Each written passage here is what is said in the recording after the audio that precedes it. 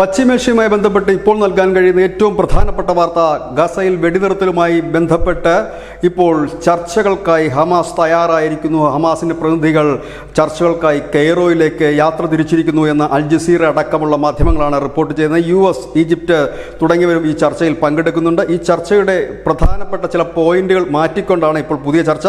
റഫ അതിർത്തിയിലൂടെയുള്ള അങ്ങോട്ടും ഇങ്ങോട്ടുമുള്ള ആളുകളുടെ പോക്കും വരവും നിയന്ത്രിക്കുന്നതുമായി ബന്ധപ്പെട്ടിട്ടായിരിക്കും ഒരു ചർച്ച നടക്കുക. മറ്റൊന്ന് ഫിലാഡൽഫിയയിലെ ഇടനാഴിയിൽ നിന്നും സൈന്യത്തിൻ്റെ എണ്ണം കുറയ്ക്കുന്നതുമായി ബന്ധപ്പെട്ടിട്ടുള്ള ഒരു ചർച്ചയുമാണ്. ഈ രണ്ട് ചർച്ചയായിരിക്കും പ്രധാനമായി നടക്കുന്നത്. കഴിഞ്ഞ ആഴ്ച ദോഹയിൽ നടന്ന ചർച്ച ഹമാസ് ബഹിഷ്കരിച്ചിരുന്നു. അതിന് തൊട്ട് പിന്നാലെ നടക്കുന്ന ഒരു വലിയ നീക്കമെന്ന് തന്നെ പറയേണ്ടി വരും. കാരണം പശ്ചിമേഷ്യയിൽ ശാശ്വത സമാധാനത്തിൻ്റെ മുന്നോടിയായി നടത്തുന്ന വെടിനിർത്തലിന് ഇസ്രായേൽ ഒരു പക്ഷത്ത് നിൽക്കുമ്പോൾ, ഇസ്രായേൽ കഴിഞ്ഞ ചർച്ചയിലും പങ്കെടുത്താണ്, ഒരു പക്ഷത്ത് നിൽക്കുമ്പോൾ ഹമാസ് കൂടി ചർച്ചയ്ക്ക് വരുന്നത് ലോകം വലിയ ആശ്വാസത്തോടു കൂടി തന്നെയാണ് കാണുന്നത്. ഇതിനിടയിൽ പ്രധാനപ്പെട്ട ഇസ്രായേലിൻ്റെ ഒരേ ഒരു ആവശ്യമാണ് ഒക്ടോബർ 7-ന് ഈ ഹമാസ് തട്ടിക്കൊണ്ടുപോയ 251 ഇസ്രായേലി പൗരന്മാരിൽ 105 പേരെയാണ് ഇനി കിട്ടാനുള്ളത്. ഇവർ ബന്ദിയാക്കപ്പെട്ടിരിക്കുന്നു എന്നാണ് ഇസ്രായേൽ പറയുന്നത്. ഇവരെ വിട്ടുകിട്ടുന്നതുമായുള്ള ചർച്ചയായിരിക്കും.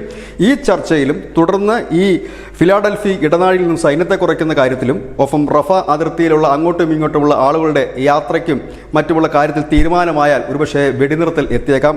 പ്രധാനമായും ഈ ബന്ദികളുടെ കാര്യത്തിൽ അത് അങ്ങോട്ടുമുണ്ട് ഇങ്ങോട്ടുമുണ്ട്. ഇസ്രായേലിൻ്റെ പക്കൽ പാലസ്തീൻ, അതായത് ഹമാസിൻ്റെതായ ആളുകൾ ഉണ്ട് എന്ന് ഹമാസ് പറയുന്നുണ്ട്. അങ്ങനെയാണെങ്കിൽ ഈ ബന്ദികളുടെ കാര്യത്തിൽ തീരുമാനമായാൽ തന്നെ വെടിനിർത്തൽ സാധ്യത കൂടുതലാണ്. ഏതായാലും ഇത് ഇപ്പോൾ നൽകാൻ കഴിയുന്ന ഒരു പ്രധാനപ്പെട്ട വാർത്ത ഈ ആശ്വാസകരമായ വാർത്ത തന്നെയാണ്. കാരണം ഹമാസ് കെയ്റോയിലേക്ക് ചർച്ചയ്ക്കായി അവരുടെ പ്രതിനിധികളെ അയക്കുന്നു എന്നുള്ള വാർത്ത തന്നെയാണ്. ഏതായാലും വളരെ സന്തോഷകരമായ ഒരു വാർത്ത തന്നെയാണ്. News desk news India Malayalam.